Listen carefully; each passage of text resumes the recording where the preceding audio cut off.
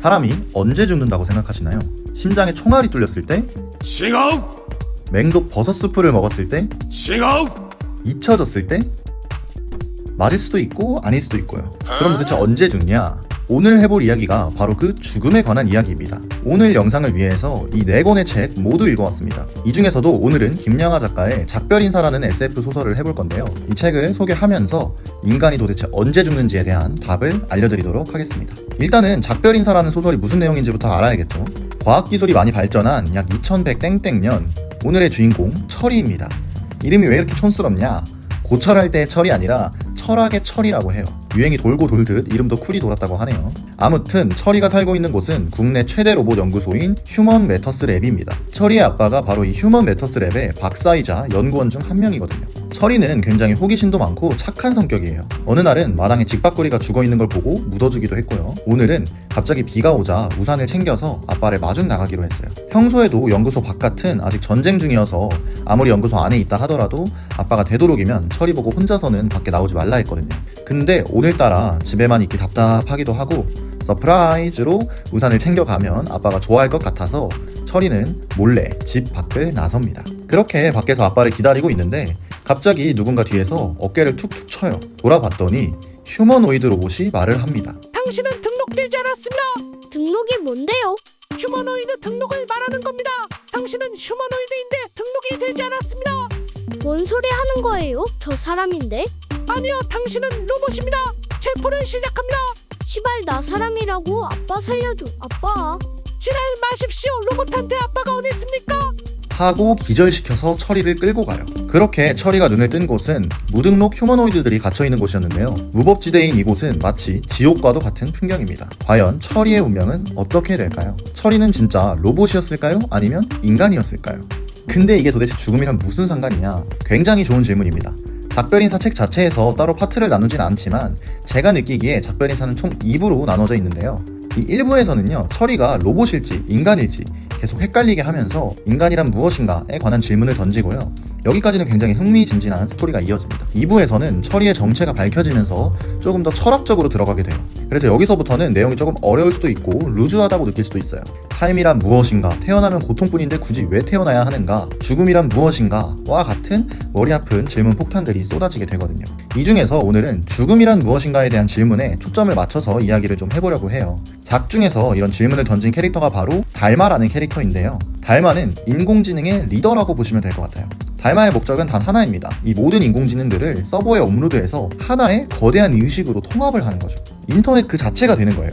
만약에 여러분이라면 죽지 않는 대신 여러분의 뇌를 네트워크에 업로드시켜서 하나의 거대한 의식으로 통합을 시켜준다고 하면 과연 하실 건가요? 물론 지금 당장이라도 업로드 하겠다 이런 분들도 있을 수 있지만 대부분은 살짝 꺼려질 거라고 생각을 해요. 특히나 그냥 업로드도 아니고 개별성이 사라진 채로 하나의 거대한 의식이 된다는데 이게 무슨 의미가 있나 싶기도 하고요. 어떻게 보면 사실상 죽는 거나 다름이 없잖아요. 여기서 우리는 중요한 사실을 하나 알 수 있습니다. 흔히들 우리가 생각하는 나의 기준은 육체보다도 이 자아입니다. 너의 이름으로 예를 들어보자면 몸이 바뀌었다고 해도 정신을 기준으로 구분을 하잖아요. 그래서 죽음의 기준도 육체보단 정신을 기준으로 생각을 해보자는 거죠.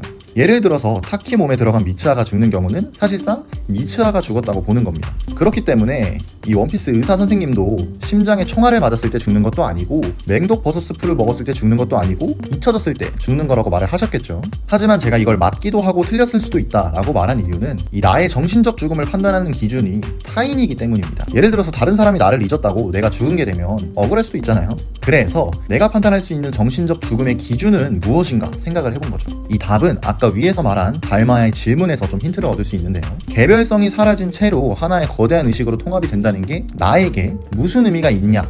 이 말은 곧 개별성, 자아라는 게 상당히 중요한 가치라는 거죠. 100명의 사람이 있다면 100개의 자아가 있는 것이고 곧 100개의 인생이 있다는 거죠. 인생은 게임으로 치면 자유도가 굉장히 높은 오픈월드 게임입니다. 누군가는 돈 1등을 원할 수도 있고 누군가는 명예나 권력 1등을 원할 수도 있고 누군가는 그냥 소박하게 지내는 걸 원할 수도 있고 누군가는 그저 순수한 사랑을 원할 수도 있죠.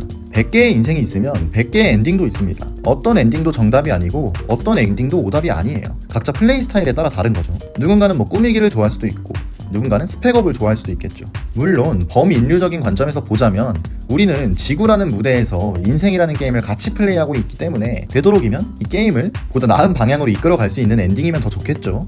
연쇄살인마 엔딩이라든지 지구온난화 엔딩이나 남녀 갈라치기 혐오 엔딩, 출산율 0% 자멸 엔딩 이딴 거보단 낫잖아요. 어쨌든 이건 범인류적인 관점에서의 게임 플레이 스타일이고 개인적인 관점에서 봤을 때 결국엔 내가 이 게임에서 어떤 엔딩을 보고 싶은가 이걸 우선적으로 정해야 된다고 생각을 해요. 내가 뭘 하고 싶은지 목표가 있어야 그거에 맞춰서 좀 살아갈 수 있거든요. 이 목표를 가기 위해서 내가 지금 잘하고 있는지 너무 무리하고 있는 건 아닌지 아니면 지금 좀 더 열심히 해야 되는 타이밍인지 이런 걸 좀 파악할 수가 있잖아요.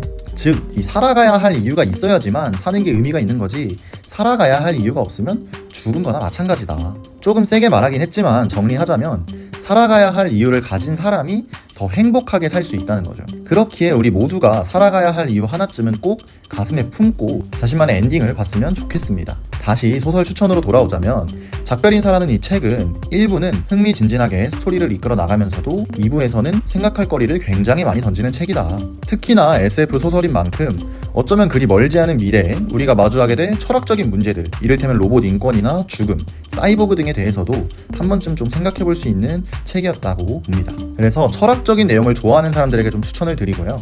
책의 난이도로 따지자면 작별인사가 딱 난이도 중간인 것 같고 죽음에 관하여가 아무래도 웹툰이다 보니 난이도 하, 죽음이란 무엇인가가 난이도 상 이렇게 볼 수 있겠네요. 평점을 매겨보자면 작별인사는 재미는 3점, 감동은 2점, 철학은 4점 드립니다. 재미 점수가 너무 짠 거 아니냐 하실 수 있지만 진짜 재밌는 작품이 뭔지 다음 영상에서 보여드릴게요.